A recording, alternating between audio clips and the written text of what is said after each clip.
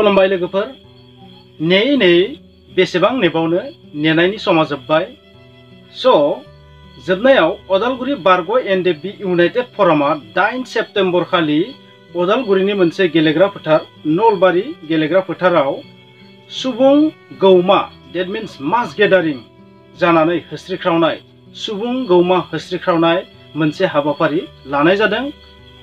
अदालगुरि बारग' NDFB United फरामनि आफादगिरि D हारिमु आरो गाहाय नेतारि डि बानसग्रानि दैदेननायाव बेखौ खुंफुंनो लानाय जादों आरो बिथांमोना गुरैयै गासै बर' सुबुंफोरखौ गासै बर' नखरफोरखौ मोनसे रिक्वेस्ट खालामदों मा खमसे खम मोनफ्रोमबो नखरनिफ्राय सासेनिख्रुइ बांसिन माबा मोनसे थांलाय फैलायनि कमिउनिकेशननि बेबस्था खालामनानै बे नलबारि गेलेग्रा फोथाराव जेन नुजाथि फैयो बै सानखालि आरो रन्जन दैमारि बिथांजों लोगोसे माखासे जेलाव थानाय एनडिएफबि बिथांमोनखौ बरननो थाखाय सरकारखौ भारत सरकार आसाम सरकारखौ नारसिनो थाखाय जे होस्रिख्रावनाय हाबाफारि लागोन बेवहाय बाहागो लानो थाखाय खावलायदों। थांनाय समफोराव जोंखौ सरकारा माखासे आयेननि बाथ्रा बुंनानै खामानिफोरखौ लासै बिथांमोनखौ जेलनिफ्राय बरननाय खामानिखौ लासै स्ल' खालामनानै दोनबोगासिनो दं। बिथांमोना गासैबो बिथिङावनो आयेननि बाथ्रा बुङो ल'नि बाथ्रा बुङो गासैबो गोहो थायोबा ल' मास्टार जाजोबो। नाथाय आं नोंथांमोनखौ बुंगोन नर्थ इस्टआव बा नर्थ इस्ट इण्डियाआव बयनिख्रुइ ल' एन्ड अर्डारखौ मानिग्रा हारि दङ होनबा मोनसेल' हारि बेनो जाबाय बर'। बाखि सोर साबस्थिया ल' एन्ड अर्डारखौ मानियो नोंगो मोनफा मोननै गोरोन्थि जादों ल' एन्ड अर्डार मानिनानै बिग्रायग्रा हारि होनबा बर' हारि। बेखिनियाव नोंथांमोनखौ मोनसे बाथ्रा बुंगोन बिटिआर गोजोन गोरोबथा जानायनि उनाव आसलते बुंनो थाङोबा मा बिथांमोननि दाया थाबनो जोबनांगौमोन बिथांमोननि खामानिया एडभान्स जानांगौमोन बिथांमोना जेलनिफ्राय दासिम सफैनो नांगौमोन फैनांगौमोन गासैबो नङाबाबो खमसे खम सासे सानै ओरै फैबाय थानांगौमोन। नाथाय आयेननि बाथ्रा बुङै बुङै मा माने बाबेन लांगासिनो दं समा। आं नोंथांमोनखौ मोनसे बाथ्रा बुंगोन राजखान्थियाव अरायबो मोनसे बुस्थुखौ नोजोर होयो मा राजखान्थि लाबालाब राजखान्थियाव माबायदि लस जागोन लाब जागोन बेखौ अरायबो नायखायो। थांनाय समफोराव थांनाय बोसोरफोराव गोदोनि समफोराव बर'फोरा जाबायदि मास गेदारिं जानानै जाबायदि बिग्रायदोंमोन एबसुनि दैदेननायाव बा बेबायदि गुबुन गुबुन आफादनि दैदेननायाव बेबायदि बिग्रायनाया बर'फोरनि गेजेराव जोबोर खम जानायखौ नुनानै भारत सरकार आसाम सरकारा एसेबां सिरियास लायाखै होननानै आं सानो। स' बे सिरियासनेसखौ दिन्थिनो थाखाय फिन बेबायदि बिग्रायनांगोन जों। स' एनडिएफबि बिथांमोना एक्स एनडिएफबि बिथांमोना बेबायदि गोख्रोंथि बेबायदि सांग्रांथि फिन आगोलनि बायदि बिग्रायनायखौ दिन्थिनो थाखाय आखायाव लानायखौ आं धन्यबाद होयो। मानो होनोबा राजखान्थियाव जाय थाङो बिहा मोनसे दायित्व जाहैयो। खायसे बिथिङाव बिथांमोना बाथ्रा बुंनाया जाया ओरैनोबो जोंनि सरकारा एलायन्स बिटिआरनि सरकाराथ' ओरैनोबो पावारबो गैखाया नारसिनल'सो हाखायो। स' आसाम सरकार आरो भारत सरकारा मा जोंनियाव बै सांग्रांथिखौ नुयिनि थाखायनो बिथांमोना स्ल' खालामगासिनो थादों। स' जों गोख्रों दिन्थिफिननांगोन जे बर'फोरा दाबो उइक जायाखै दाबो डेम'क्रेटिक भाबै गोख्रोङै बिग्रायनो हानाय बर'फोरनियाव दाबो गोहो दं। स' बे मास गेदारिंआ टार्निं पइन्ट जागोन होननानै आं सानो। स' नोंगो सरकारा आयेन बादियै बायदिसिना नेम बादि खामानिखौ मावलांबाय थादोंबाबो बेयो सुपार स्ल' जादों होननानै सानो। बे सुपार स्ल' जानायखौ माबा मोनसे जुदि इन्धन सोनानै होआबा बिथांमोना जोंनि गोरबोआव थानाय दुखु दाहाखौ माब्लाबाबो नायहरनाय नङा। स' एनडिएफबि बिथांमोना बेबायदि मोनसे डिसिसन लानाया जोबोर मोजां जादों होननानै आं सानो। दा आंनि रिकुवेस्टआ जाहैबाय जिहेथु बे मोनसे डेम'क्रेटिक दाबि मोननो गोनां दाबि बिटिआर गोरोबथा बादिबो बे मोननो गोनां बेनिखायनो बे दाबियाव जों गिनानै लाजिनानै माबा राजखान्थि खहा जागोन नामा पलिटिकेल लाइनाव खहा जागोन नामा माबा मोनसे खहा जागोन नामा बेखौ सानालासिनो आं सानो जायफोर बिथांमोना सम होनो हायो बिथांमोना थांनानै बेवहाय जेन एटेन्ड जाहैयो। गासैबो सुबुंफोरा बेवहाय बाहागो लानो हाया बे बाथ्राखौबो जों मिथिगौ।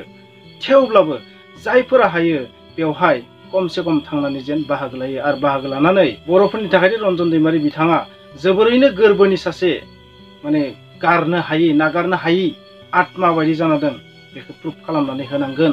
बिथांमोना मोनसे लाइजामनि गेजेरजों मोनसे आर'जलाइनि गेजेरजों मोनफ्रोम नखरनिफ्राय सासेनिख्रुइ बांसिन सुबुं अदालगुरिनि बै नलबारि गेलेग्रा फोथाराव एटेन्ड जानो थाखाय नुजाथिनो थाखाय खावलायदों। स' हानायसिम जोंनि सुबुंफोरा बेवहाय नुजाथिनांगोन।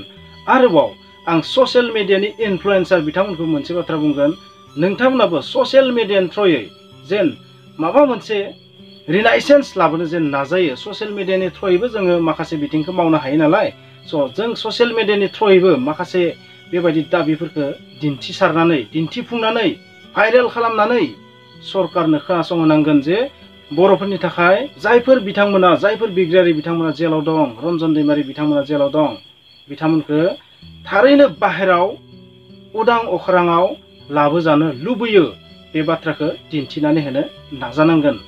स' जायफोर बिथांमोना ससियेल मिडियानि इनफ्लुएन्सार बिथांमोनाबो जेन माबा मोनसे स्टेप लायो गावनि जाय प्रसेसजों हायो। सोरबा नोंथांमोना साननो हागौ जे रन्जन दैमारिखौ मानो एसेबां आथुर जादों, मानो बिथाङा जेलनिफ्राय गनांगो, बेबायदि नोंथांमोना साननो हागौ। सोरबा साननो हागौ, गासैबो साना। दा मेक्सिमाम बर' सुबुंफोरानो बिथांखौ जेलनि बाहेराव फैजानायखौ लुबैयो। साफा सानै राजखान्थिनि लाबालाबखौ नायग्रा सुबुंफोरा जानो हागौ बेखौ लुबैयाबो जानो हागौ। नाथाय जाबायदि बर'आ सान्ति जानो थांगासिनो, नोंथांमोना नुदो दिनै बर' हारिया जोबोर मोनसे मोजां थासारियाव फैबाय। बेबायदि मोजां थासारियाव फैनायखौ नुनानै जोंनिनो सासे बिग्रायारि बिथाङा जुदि जेलाव थानांगौ जायोबा, माखासे बिग्रायारि बिथांमोना जुदि जेलावनो थानांगौ जायोबा, जों सान्तियाव फैनो नागिरनायावबो जोंखौ असान्ति खालामनायसो जागोन। नंगौना नङा? नोंथांमोना बे बाथ्राखौ सानना नाय। स' जों साफ्रोम बर' सुबुङा जेब्लासिम सरकारखौ प्रेसार होआ अब्लासिम सरकारा बे खामानिखौ फास्ट मावनाय नङा।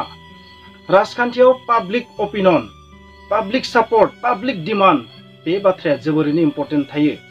स' पाब्लिक डिमान्डआ बेसेबां स्ट्रं, पाब्लिक सापर्टआ बेसेबां स्ट्रं, पाब्लिकआ मा लुबैदो बे बाथ्राखौ सरकारा जेब्लासिम मिथिया, बे खर'आव जेब्लासिम बिथांमोननियाव हाबा, जेब्लासिम बेबायदि पाब्लिक डिमान्ड, पाब्लिक सापर्ट बियो मेक्सिमाम सरकारनि खोमासिम सहैया, अब्लासिम पाब्लिकफोरा गुरुत्त होआखै। आरो जाय बिथिंखौ पाब्लिकआ गुरुत्त होआ, बेखौ सरकारा माब्लाबाबो फास्ट मावा। बे बाथ्रा गोसोआव लाखि। स' सरकारा बायदिसिना बुंनानै, ल' एन्ड अर्डार बुंनानै, आयेननि बाथ्रा बुंनानै, बायदिसिना बुंनानै खामानिखौ गोलाव खालामलांबाय थागोन। स' डिमान्ड, उइदाउट डिमान्ड, जिमान जि रुल्स थाथो, आयेन थाथो, जिमान जि सुक्ति जाथो, गोरोबथा जाथो, एकर्ड जाथो, नोंथाङा जुदि स्ट्रं डिमान्ड खालामाबा नोंथाङा मोनबोखौनो बिनानै मोननाय नङा। बेनो जाबाय गोग्लैसोनाय हारिनि खाफाल। गोग्लैसोनाय हारिया गासैखौबो मोनथायखौबो बिनासो लानो गोनां जायो गुबुननिफ्राय। जोङो दिनैनि तारिखाव बिथांमोनखौ जेलनिफ्राय बरननो थाखायबो डिमान्ड खालामनांगोन। जुदियावबाबो बिटिआर गोबथाबादि बिथाङा बाहेराव फैगोन, नाथाय माब्ला? आसा खालामबाय नोंथांमोना आंनि बे भिडिअनि गेजेरजों माबा मोनसे बुजिना मोनबाय। दिनैनि थासारियाव जेन रन्जन दैमारि बिथाङा मानो जेलनिफ्राय गनांगो बे बाथ्राखौ थारैनो हमनो हाबाय। आरो नोंथाङा जुदि सानोबा बिथांमोना जेलनिफ्राय गनांगो बेखौ सानोबा प्लिज आंनि बे भिडिअखौ लाइक खालाम, शेयार खालाम, कमेन्ट्स खालाम, आरो लोगोसे चेनेलाव गोदानबो प्लिज साबस्क्राइब खालाम। स' थेंक इउ।